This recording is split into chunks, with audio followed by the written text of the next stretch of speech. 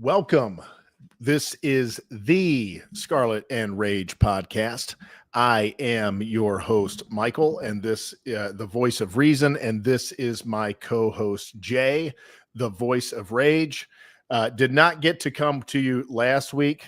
Last week we had a bit of a miscommunication, which I will take it on the chin, was my fault. I thought Jay and I were clear about what we were doing the show on. I never really sent back an affirmative via text message. Yeah, this is what we're going to do. I just kind of in my mind was like, yeah, sounds good to me. But life has been extremely busy for me, Jay. I told you about that last week. It has been go, go, go. It's got to slow down somewhat. I can't take this pace. I'm going to be honest with you. And it is going to slow down some because baseball season is nearing an end. Having 100, nearly 100 youth baseball games to attend in the spring all over the place. That's like a part-time, almost a full-time job. And so that's what I've been doing the last several months. Baseball's season always wears me out. I was a baseball player, but the way that they do youth baseball now, Jay, I hate it. I hate it. I hate it. I hate it. But it's the only option you've got if you're going to be, a better, if you're going to stay up with the better players. You don't have any other option. And so baseball has become an exhausting sport to me, Jay.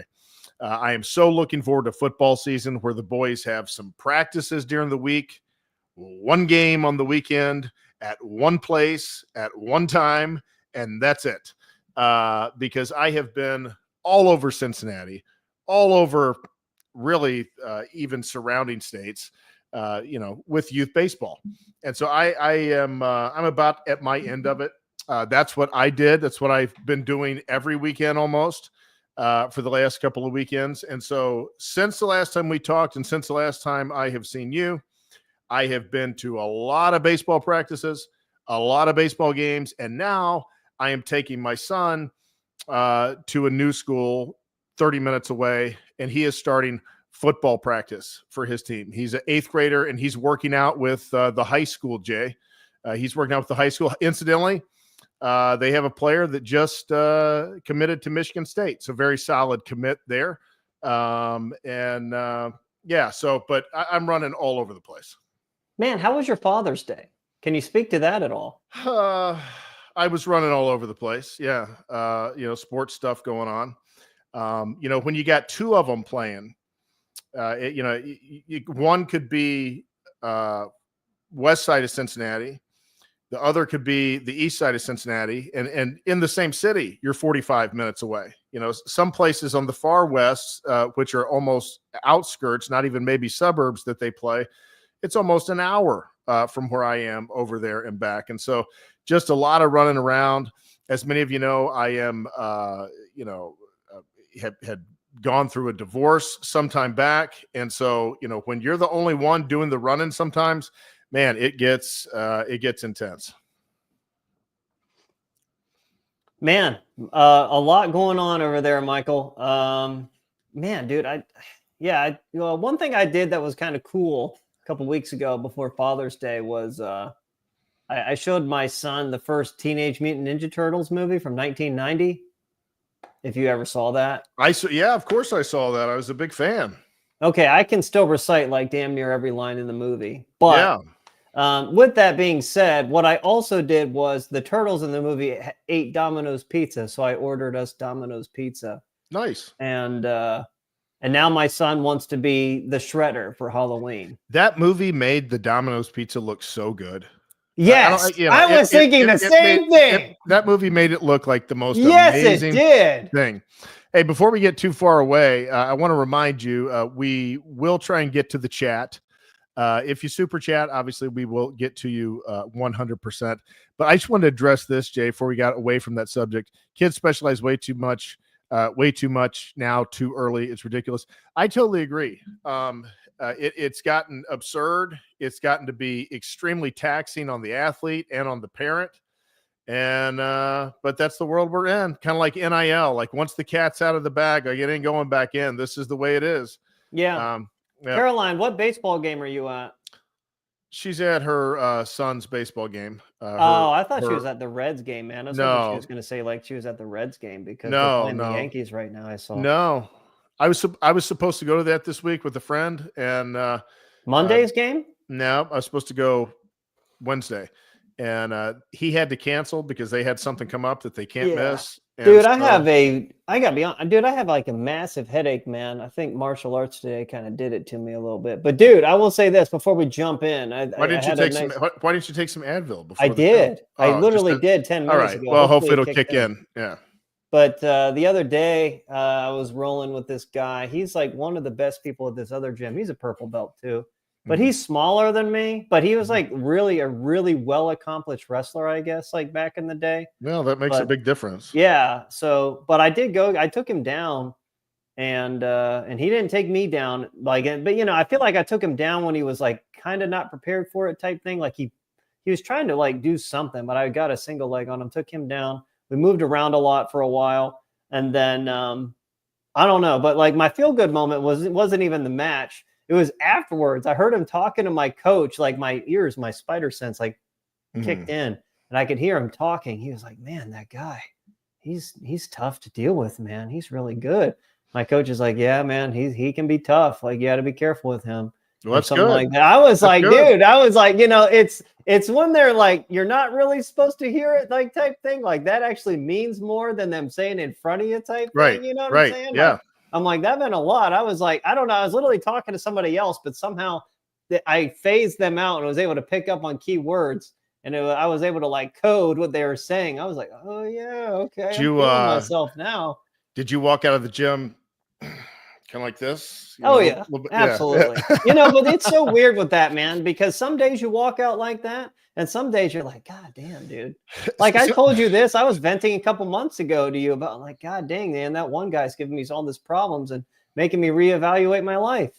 You can go in jiu-jitsu and you can leave feeling like you're one of the baddest men in the planet.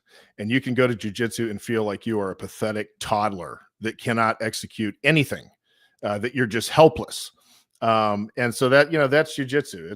That's grappling. It's fine against upper belts. I don't care getting beat by them. But when like white belts come in and they're like specimens, like that's when it's like a problem. Then it's like, shit, like what am I even training for? Do you think the average person has any idea the difference between like a run-of-the-mill high school wrestler versus more of a state championship level high school wrestler versus a starting college wrestler? Do you think the average person who's not been on the mats has any idea what that progression is like? No, not at all. No, Yeah, I mean, you talk about in everyday life with people have no idea. Honestly, I was looking into this, like, feel like we need to get into our subject matter now, but it's off season, Jay. Like they say like only 4% of BJJ practitioners have like a purple belt and above. Well, yeah. I didn't know it was that few. Yeah. That's pretty amazing that I'm in that unique group. Absolutely. I mean, a pretty big chunk never gets beyond white belt, Yeah, that's true. But yeah. I was just thinking about walking around in everyday life, like what percentage of people can really handle themselves? And I mean really handle themselves. And it's I would say 2 to 4%. 2 to 4%. Okay. Like they have some kind of training or they've got some kind of striking, some kind of grappling, some kind of wrestling. They've got some idea of what to do if a physical altercation came, at least at a moderate level. They're able to beat a completely untrained person. I'd say 4% maybe. Michael, let's get into what we needed to talk about. And I guess I'll kick this off and then I'll get your initial thoughts. But before we, talk about what we want to talk about, I just want to say first off, prayers for Ethan Perry. I know absolutely nothing about this guy other than he was in the wrong place at the wrong time. And if you don't know who Ethan Perry is, look at the news, look at the car wreck that happened in Dublin a couple nights ago, Saturday night. As we all know, Kirk Barton drove drunk and killed this man. I've read he has kids. I really don't know if he was married. But that's now a dad, Michael, that is that's no longer here because somebody, aka Kirk Barton, decided to get behind the wheel, intoxicated, and drive. And not enough prayers can be said for him and his family. Very, very sad situation. You think about, I think about my kids. I would think about your kids, and like we were to just leave this world, like what would, it would just be catastrophic, man, because it can happen at any time. Well, I mean, not only that, Jay, it's obviously for those of you that do not know, that one of the biggest Ohio State podcasts, maybe the biggest Ohio State podcast in the space, Buckeye Scoop, and a former Buckeye player, was offensive tackle back in the Tressel days, played in 2 national championship games, did not win either. Also was an All-American his senior year. Kurt Barton, he, had a very unfortunate incident the other night. And, it looks like he's going to go to prison. I mean, it certainly appears that is going to be the case. And so not only is it extremely sad for Buckeye Nation, it's sad for the Buckeye football family that one of the All-Americans with the tree and the Grove, is involved in such a unfortunate situation that I will, Jay, I want to be fair, and I like Kurt. I thought he was entertaining. I didn't always love Buckeye Scoop as a show. Sometimes I liked it, sometimes I didn't. I appreciated some of the film breakdown that Kurt did for sure. He really gave some good insight, especially on the offensive line, when he was breaking down film on his show at times. So I certainly appreciated things about the show. There's things about the show that was not up my alley, but I like him as a person, as a personality, as a Buckeye figure. I know he had a difficult childhood. Many of you probably don't know that. Had a difficult childhood, lost his father young, but it appears here that there's a pretty clear pattern. And there's a lot of reasons why people can move in certain directions, but ultimately we are responsible for our actions. And it seems like there's a pattern with Kurt, that he has had some issues with alcohol, and that instead of learning from those issues from those situations for whatever reason, it appears. Now, I want to be clear, Jay, it has been confirmed 100% that he was drinking and driving, because I didn't see that in the original reports. I just want to confirm that 100% before we go any further with it. I believe so. Don't quote me on it. I believe he was. Okay. He got out of the car and was slurred speech, and he was driving on the other side of the lane. So all things appear that is the case. But I will say allegedly, because nothing has been completely confirmed, I don't think, by the authorities at this point. But he has been charged. And so we know that. So we know that they gathered whatever evidence that was and deemed that he needed to be charged. And so, Jay, it's unfortunate all the way around for the Buckeye football family. It's unfortunate, obviously, for this 24-year-old guy and his child, and that 24-year-old guy's parents, his mom and dad, and any family that he has, maybe brothers or sisters or whatever. It's very unfortunate for the Barton family. Their life is going to drastically change, and not for the better. And it's unfortunate for Kurt, because he's going to have to sit and think about all of this, all that he's done. And so, it's my hope that he can get the help he needs, and that he can, hopefully come back from this. Hopefully he won't lose his family. You never know how these kind of things go. I'm wishing him the best.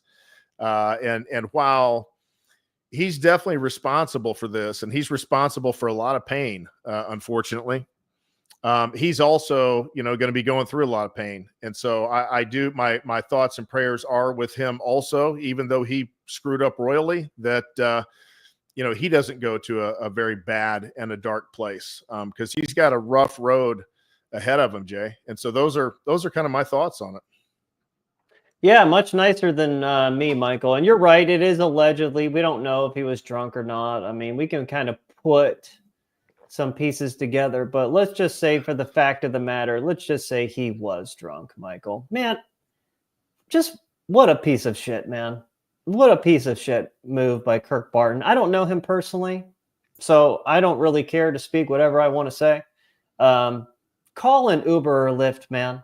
I understand both of those can be expensive as hell, but not nearly as expensive as that $500,000 bond he's got to pay to get out of jail, or the amount of time he's going to have to serve in prison because, he's probably going there.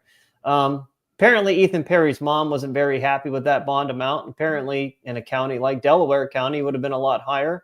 I've heard comments people have made, before people start judging, look in the mirror and ask if you've ever made a mistake. Like I said, don't know Kirk Barton, but I do listen to his podcast. It's just sad all the way around. Somebody lost his life, but I want to make something clear. Let's not compare random mistakes to getting behind the wheel drunk and killing somebody. Get the fuck out of here with that nonsense. Let's not act like this isn't the first time he's been in trouble either. Remember the taser video after he assaulted a police officer and got arrested for that? He was intoxicated there too. So the massive negligence is out of this world here. And, and I'll get to Buckeye Scoop in a minute here, but, to say that, oh, we should feel bad, he made a mistake. Well, this is like his, how many mistakes you have to fucking learn? Now you've killed somebody and you have to live with that. And what they always say in the Bible is to, forgive, but that doesn't mean you forget and let people continue to just let this continue happening to you. My pastor, Pastor Derwin, even says like he preaches to people in prison. He's like, I've forgiven you and God will forgive you, but you still have to pay the crime of man, some things, we all make mistakes. And so we can say these trite little stains like, have you ever made a mistake? Then go ahead and judge. Well, it's not about that. Of course I've made mistakes and everybody makes mistakes. Some mistakes are much more consequential than others. Exactly. And some not comparable. And some mistakes are much more avoidable than others.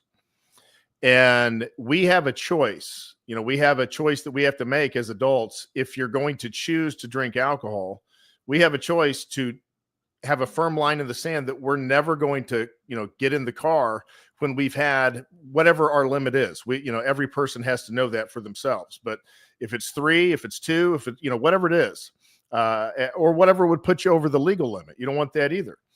And you got to make that choice. And, that it's a choice that's entirely up to us. And for whatever reason, we don't know why. We don't know why he didn't call the Uber, call the Lyft. Maybe he was just too comfortable driving under the influence. I don't know. That happens with some people. I'm not making any allegations. I have no idea what,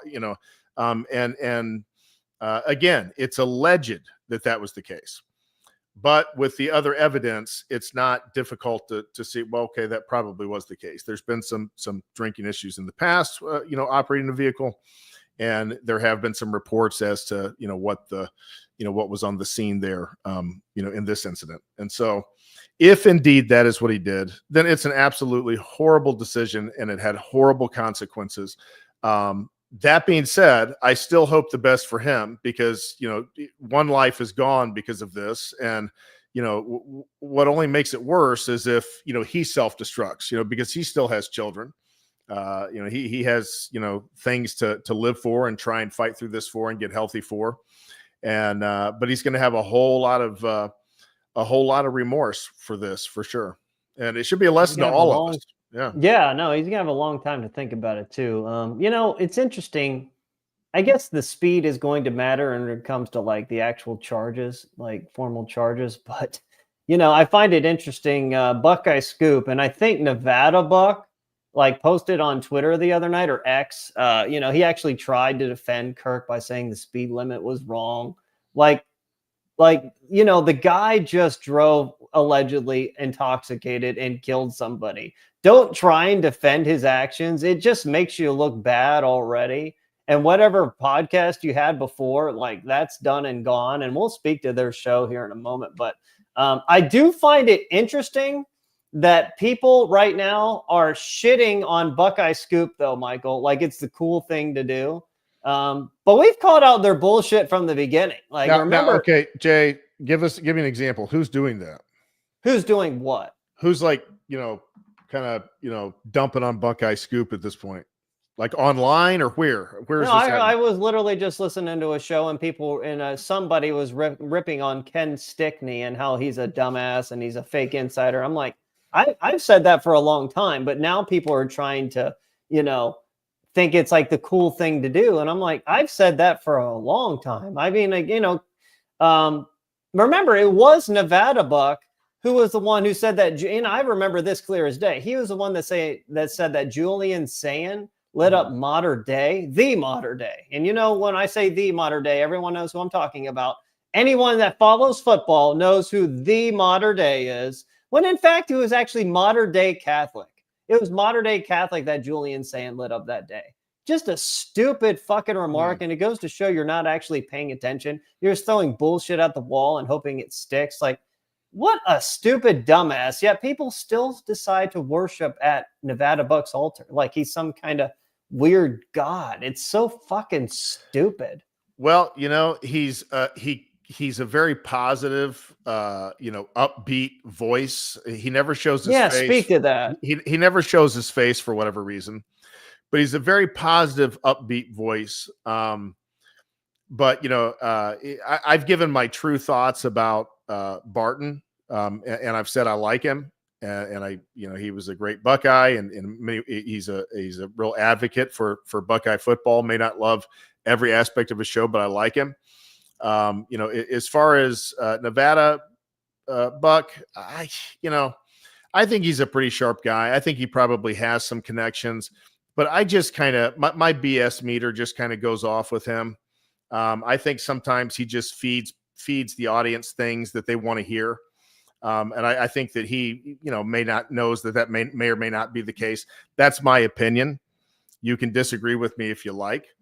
But that really was my only gripe with the show. Other than that element of the show, I always liked the show. I felt like at times Nevada and Kurt were not always honest with the way they actually felt.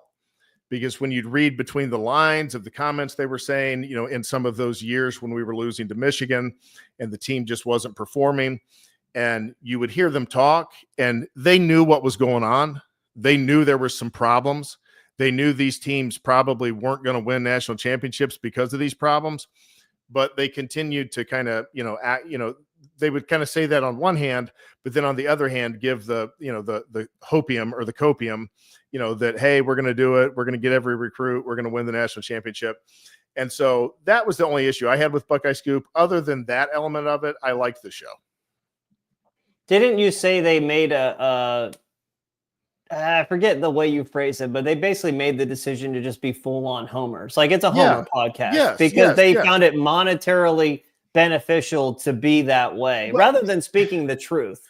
Well, but Kurt even would say that. That's the thing, is he would say, hey, this podcast does better when Ohio State's doing good. And so, their interest was to promote, which is the opposite of ours. Well, I mean, we're developing as a podcast, but yeah, I mean, so he had an interest to, keep the fan base engaged and that Ohio State was doing good. And because of that, I think it gave him a bias that he didn't really call out and kind of focus on some of the things that I think he knew were taking place. And those that really listened could tell he knew it was taking place too. He knew there was big problems with the offensive line under Justin Fry, but he never really wanted to come out and say that. He always wanted to act like it was going to be fine. They were going to fix it. They were going to get it worked out. And eventually they did this year. I don't know how much goes to Justin Fry or how much goes to Chip Kelly or how much, even LaCharles Bentley came in after the Michigan debacle and worked with the offensive line. So maybe he deserves a little bit of credit too. Who knows? But yeah, so he saw that there was issues there, but he always kind of danced around them. And so that's, that's kind of was my gripe with the show. I don't know how anyone could have ever said, because I was thinking about this when I was listening to them. I was like, how in the fuck do you say Ohio State is fine when they lose to Georgia and the way they lost? How in the fuck do you say it's fine that Ohio State lost to Missouri. Ohio State was anything but fine after those games. They had to do a complete massive overhaul of everything really after Missouri.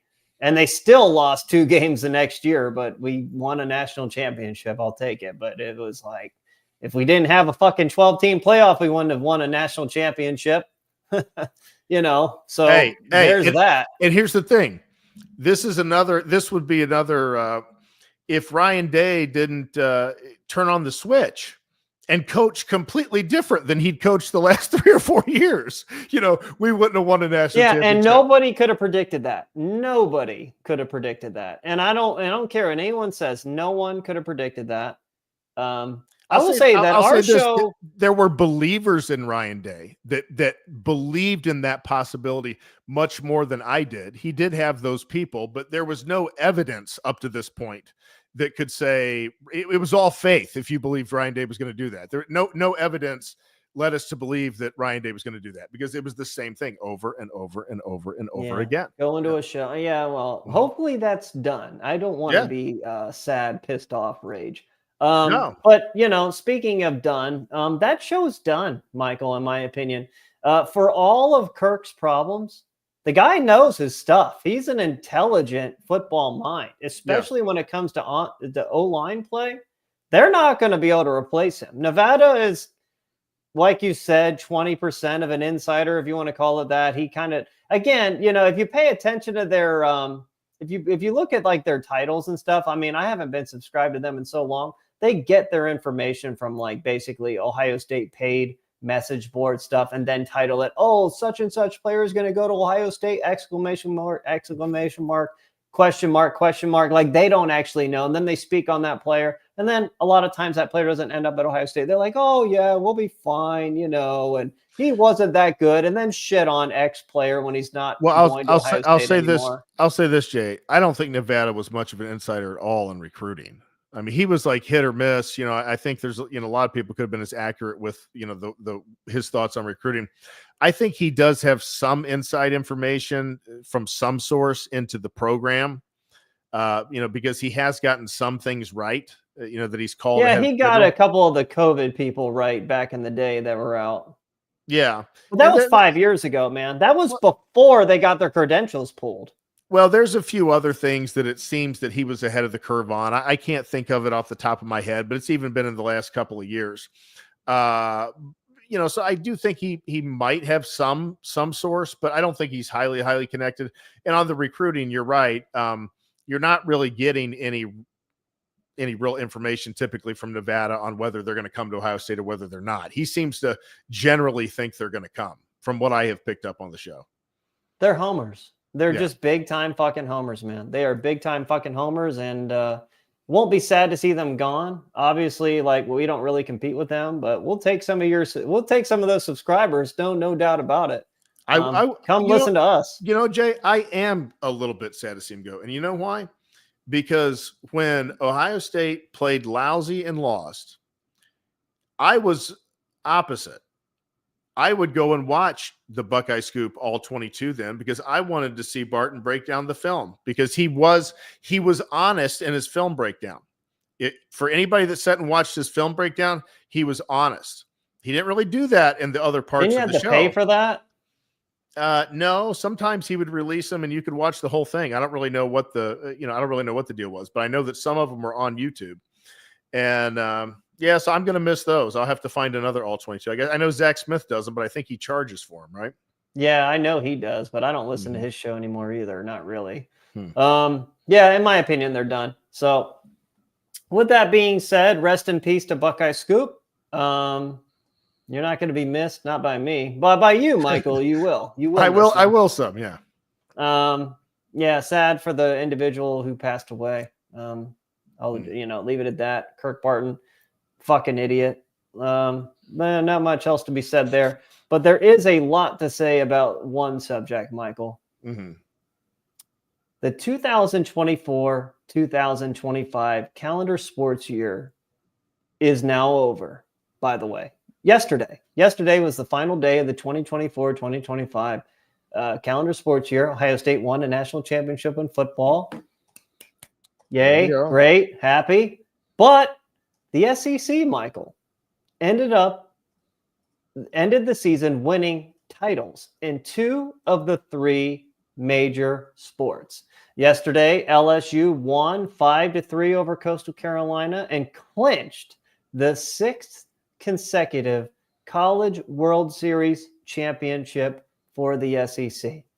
It is getting as bad as college football was not that long ago. And to be honest, Michael, I think it's even worse. Just disgusting. Just disgusting. And to take it one step farther, I think the 2 best teams in Omaha were both SEC teams. So, Michael, let's just start there.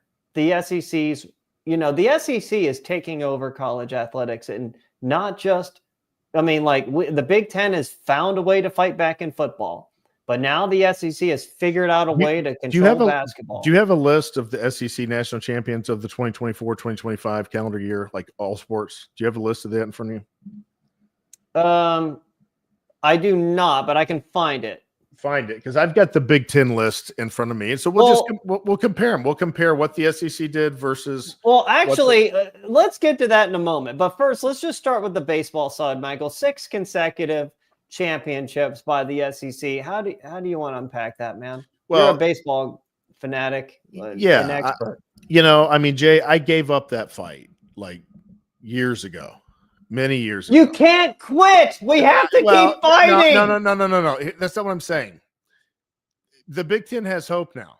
They have hope to have one team, at least one team in the College World Series almost every year. They have hope there, and they haven't had that in years. So that's a positive. We're on the rise, but we had to add teams to do that, though. Exactly. But whatever it takes, right? I mean, we needed help. The Big Ten needed help. We had to get out of the Midwest footprint for sports like baseball, for sure. And you've got USC. They've had some good teams. And so we are on the rise in baseball in the Big Ten. You've got Michigan has been strong. Nebraska's has been a good program. Indiana has been a good program. Ohio State, as we know, has been terrible, but hopefully they'll get better. But the SEC dominates baseball, and that's just the end of the line. They've dominated baseball for years. There was some competitors out of the ACC that would, rise time to time, but going back for years, the SEC has dominated baseball. LSU has been the best program of my lifetime in baseball. Skip Bergman was the guy who started it down there. He won several national championships, and they've continued to win them after Skip has been gone. And then you throw in the South Carolinas, the Tennessees, even the Kentucky making it to the World Series last year, Vanderbilt, at Texas, that there's just it's going to be very hard to ever win that battle. A major victory for the Big Ten in baseball would be just to win a national title at some point in the next 5 years. That would be a major win for the Big Ten in baseball.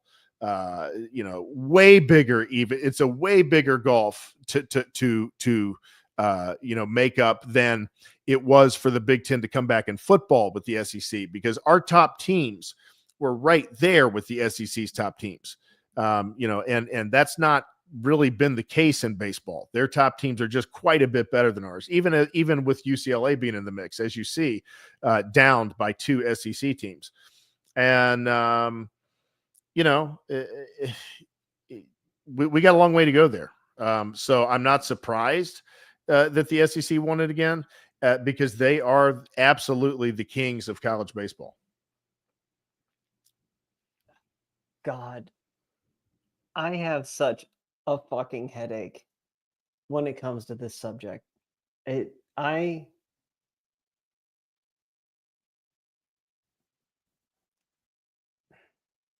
gonna have to rage, Michael. I gotta rage. I have to. Jay, before you go, let me say this: when you talk about a talent advantage in football, I'm so fucking heated right now. Listen. In football, there's some talent advantage in certain positions in the South, but you can get some of those guys to come play in the North, because it's actually nicer to come play football in the Midwest than it is to play in the Deep South. But in baseball, You've got such talent in Florida and in Atlanta, Georgia, and in places in Texas, such talent hotbeds. And how are you ever going to get that talent to come to the Midwest and play where part of the season's cold? It's going to be almost impossible to do it. And so the SEC has a massive advantage on those talent hotbeds. Oh, Michael, you did say there was a lot of talent in Ohio too. So There is a is lot of talent now out west. If Ohio State could keep Ohio talent, they could be very good.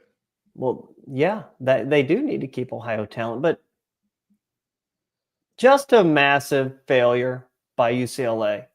You can't lose to LSU after having a 3-0 lead, and then in the same day go back and play Arkansas and lose, which means your only 2 losses in the postseason were to the SEC. That just can't happen. If you're Oregon, you can't be losing home games to Utah Valley and Cal Poly. And I don't even know who won their regional, but I know it wasn't any of those 3 teams. If you're Nebraska, you cannot win the Big Ten tournament and then lose your regional 2 years in a row. They got beat by frickin' Oklahoma, a mid-tier SEC school, Michael. Mm-hmm. What does that say about how shitty our conference is? Don't tell me the same fucking bullshit with Vanderbilt either, losing their regional. They've recently actually won fucking titles, so they are not to be judged in the same way. Michael, I'm so fucking angry. Just god-awful shit regarding the baseball in our conference. And I fucking had it. I fucking had it. The Big Ten is a mid-major fucking conference in baseball. I'm sick and fucking tired of fucking bowing down to the SEC and them fucking jamming it up our asses every fucking year. I'm fucking sick of it. Well, you know, I don't think that I hate to say it, but here's what I think that the Big Ten could do. Do I agree with you that some of those teams should be able to get over the hump more often? Yeah, they should. I mean, we should be able to consistently get a couple of teams in the College World Series playoff. And in order to do that, we'd have to have about 5 really good programs. Well, between USC, UCLA, and Oregon, we only got to come up with a couple that are actually from the Midwest, and you've got Michigan already. So that means we just need one more, a Nebraska, an Ohio State, a Indiana, to consistently be at a high level. And you're probably going to get a couple of teams in every year, and then you have a shot to maybe win a national title here or there.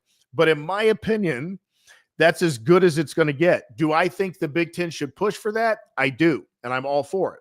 And I'm not saying they should be happy where they're at. I'm just saying, in my opinion, I think that's the ceiling for the conference because the SEC truly has massive, massive advantages. I mean, LSU, man, I fucking hate them. I mean, but, you know, we all know, like, they had Paul Skeens 2 years ago. This year they have some guy, and he's the top-rated pitcher in all of college baseball. They say he's going to be, the next time he pitches is going to be in the Washington Nationals organization, who, by the way, have the #1 overall pick in the 2025 MLB draft. So you got to get the players, man. You got to get the managers. You got to get the players. You're going to have to start spending more money on NIL and not some shitty fucking sports like water polo and fucking soccer and golf and fucking whatever the fuck ever. Fucking dive. What? Yeah, go ahead. Jay, I saw a kid the other day right here from a suburb here in Cincinnati. 16 years old, was hitting 91 miles an hour on the gun. Is Ohio State down? Have they offered him? Have they been courting this kid? Are they looking at him? Are they telling him that? I don't know. Nobody ever talks about Ohio State. Who are they talking about? When guys from Cincinnati talk about going somewhere, they talk about going to UC. They talk about going to UK. They talk about going to Louisville. They talk about going to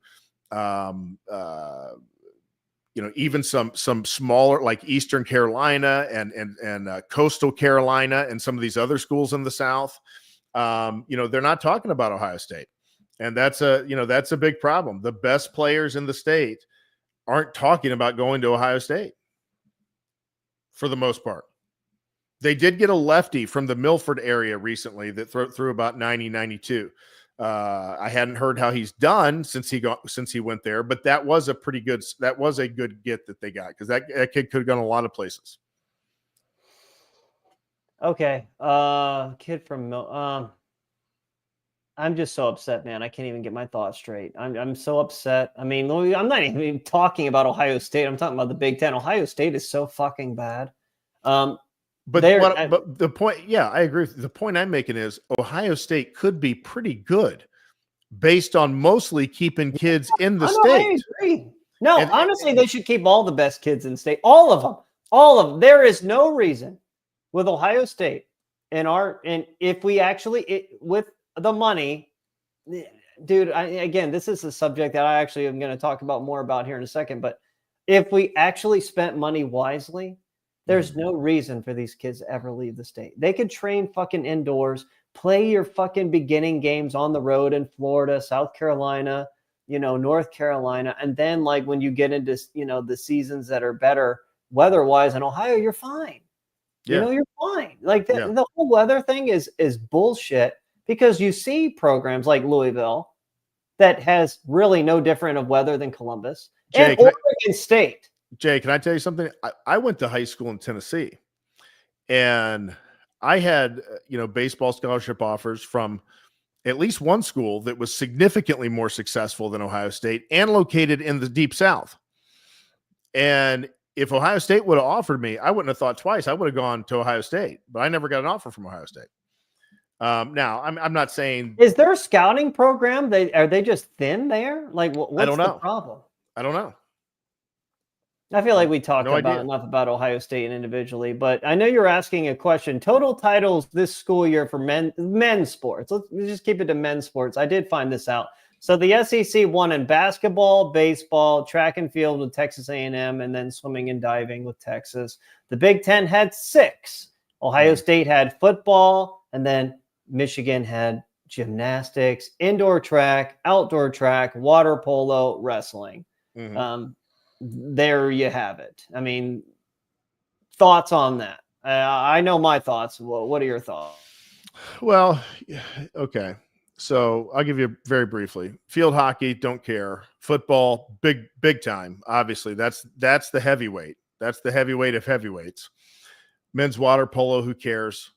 Nothing against these teams. Great job, guys. The athletes that worked hard, but just as far as the sport, who cares? Penn State, women's volleyball, good one. I like that one. Women's volleyball is a very big and popular sport. And so the Big Ten dominates in volleyball. I like that. But who really actually follows volleyball, though? Are you telling me that anyone follows volleyball half as much as they follow men's basketball, football, or even fucking college baseball? No. I mean, like Major League Baseball is such a power. Of course, people are following college baseball more, and that's the whole point. Not at all. But I'll tell you this: there's millions of teenage girls out there playing club volleyball and looking into college and seeing for them. Seeing what college is. Okay. And so, I did go to a Ohio State, Wisconsin game when Wisconsin was ranked number 2 in the country. And it was probably 2,500 people, jam-packed, very rowdy, very enthusiastic, very exciting. So it's a real deal college sport. It's not water polo where, nobody is going out to see who wins. So I give it a good on that. No, it's not a heavyweight. It's a lightweight, but it's a solid one. Go ahead. Men's gymnastics. Okay. That's nice. Men's indoor track. Great. Oregon women's indoor track. Nice. Penn State wrestling. That's cool. Nice. Wisconsin women's hockey. Who cares? The point I was going to make, and you were just talking about volleyball, but like the people, like, the God honest truth is volleyball doesn't have casual fans. Wrestling doesn't have casual fans. That's true. Hockey, All that's true. All that's true. Hockey doesn't have casual fans. Jay? MMA doesn't really have casual fans. You are correct. But Jay, let me say this in wrestling's defense. It doesn't make money. It's not a revenue sport from my understanding, but I attended an Ohio State, Penn State wrestling meet. Took my son there when he was very young. The Schottenstein Center was max capacity. It was filled up. I mean, 18,000 people, whatever, I agree. whatever it seats. Yeah. And are those people there more to see Penn State, or are they more there to see Ohio State is the question. Well, it was mostly red because Ohio State was ranked, I think, in about the top 15 that year. They had a good team, not Penn State's level. Penn State beat them pretty good, but Ohio State had a national champion or two on that squad. Well, this goes to like your talk that you mentioned earlier in this show, and I think you and I spoke on the phone about this earlier some, is that the people that are actually going to see those events are pretty much all of them already type thing. It's like, yeah, you had a lot of people at that volleyball event, rowdy, crazy, great. That's probably all the people that are watching to begin with. Same with wrestling, same with fucking water polo. I mean, well, maybe not water polo, but especially like women's volleyball and wrestling. Like the people that are mostly going are the ones that are following hockey. Like hockey, like, dude, I don't run into fucking. Nobody goes to hockey. Nobody goes to college hockey. Listen, no, but even in the NHL, like for the NHL, for instance, like I can run into casual baseball fans with like a fucking Reds hat on, and he knows a little bit what's going on. Hockey fans, you're either all in and you're all out. I don't run into many of them. I'm actually being biased because I hate hockey, but actually a lot of people do go to some college hockey. Don't they have one like in the big house and like 100,000 people go watch hockey? Yeah, but those people are coming from all over for that, man. Like all over the country. I get it. All I'm saying is, and I'll have to give hockey. Ohio Stadium had that, the outdoor classic, and I actually watched that just because it was at Ohio State. They actually had it this year. How many people were there? I think it sold out. Yeah. So as much as I hate hockey, I'm going to have to give hockey. Why do you hate hockey? I mean, I actually respect it. I don't watch it. I respect it though. Well, because as a kid, when it was baseball season and the hockey highlights would come on, I wanted to die inside. Having to watch that, the ice and all of that. Like, come on, let's get to baseball. But so you're telling me you like golf over baseball though? No, not over baseball. It's the same thing. You mean over hockey? No, well, yeah, no. Yeah, I mean, how are golf and hockey not in the same sentence? I liked Tiger Woods over hockey. Like, that's the thing. I don't like golf now either, but I like Tiger Woods. He was exciting. He was fun to watch. He was intense. He was a psychopath out there. So yeah, I loved watching Tiger Woods. But hockey's never had anything like that has drawn me into it. So I didn't like it then. I would see it on TV. I had a roommate in college that loved to watch hockey and I hated it. I was like, can we please watch something else? And then I was always told, well, just go to a live hockey match and you'll love it. I went to a minor league hockey game when I lived in Cleveland and I thought it was horrifically boring too. So I just don't like hockey. But if you can get 100,000 people there, you're a legit college sport. I mean, in my opinion, if these sports are drawing thousands, that was for the NHL. That was not for college. That was for the NHL. Oh, how many people go to the college hockey games? They get thousands. They have them at they have, I don't know. I don't know, maybe 10,000 people. I don't know. Okay. Yeah. But I mean, that's legit. I mean, I don't know that they get that many every round, but if you get thousands of people to come watch you play, I say you're a pretty legitimate, national championship sport. You're not insignificant is my point. Is it as good as basketball and baseball? No, but but it's still good.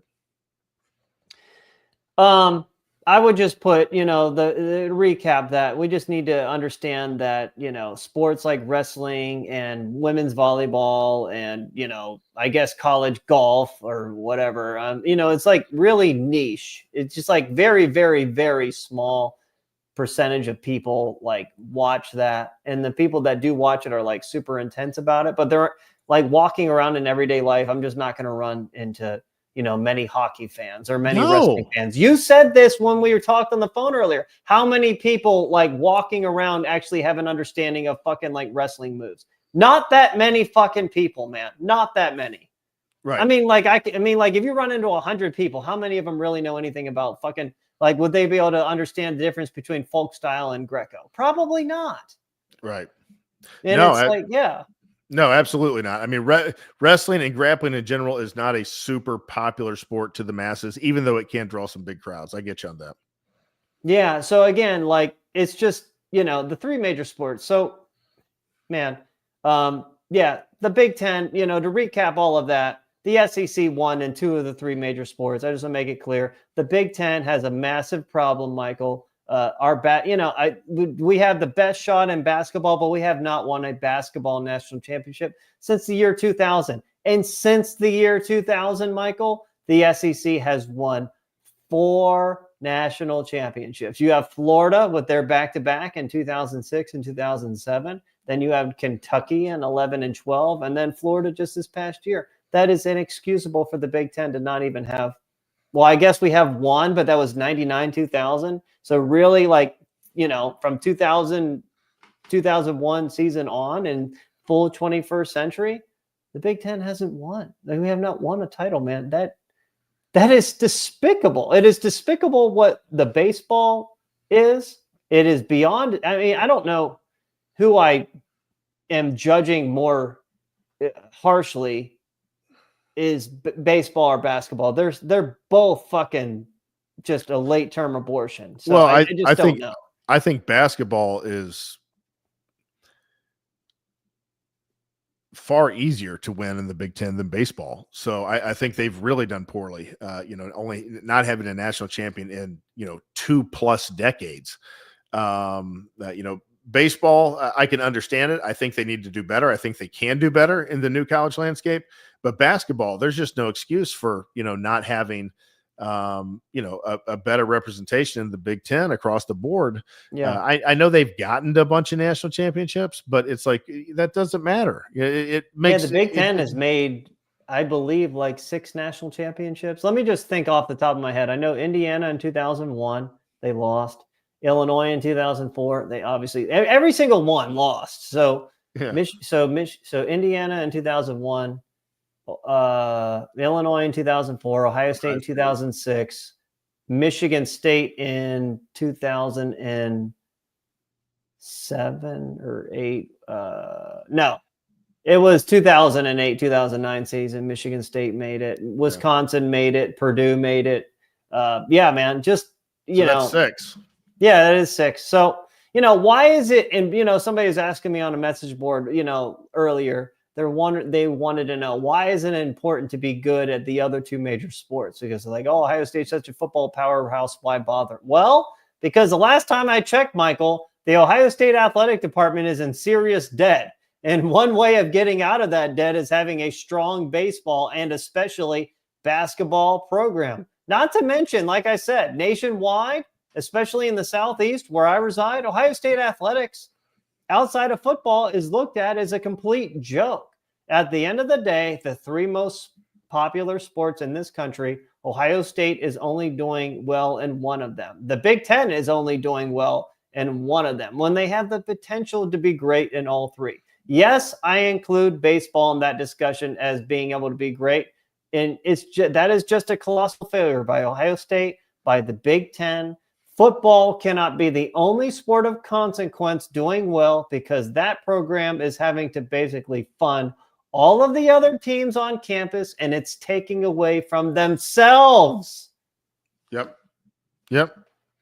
That's exactly right. You cannot have 36 varsity sports. I mean, we've beat that drum for a while, and we're going to continue to beat that drum because you cannot have 36 varsity sports in this day and age with the way things are. They've got to cut that down to, I mean, frankly, probably 24 would be nice, but I mean, at least 26 or 28. How many does Texas have? About 20, somewhere thereabouts. It might be 19, might be 21, but somewhere around 20. Then Ohio State needs to get to that number too. Well, and Ross Bjork's not interested in doing that, supposedly. He's not even interested in cutting any? No, I don't think so. I know they've cut some scholarships, but they haven't actually cut sports. There's a difference. Yeah. Well, that's not going to really move the needle, just cutting some scholarships in some sports. I think they're hoping that a lot of kids just won't want to play, and then they'll just maybe get rid of the sport gradually. But rather than just ripping the Band-Aid off, they just so he's trying to keep fade. fucking around. I don't know what happened there, but there's not much else to be said on this show. I'm hopping off. Yeah, Ross Bjork is still just playing around with that BS with too many sports or whatever. So hopping off of here.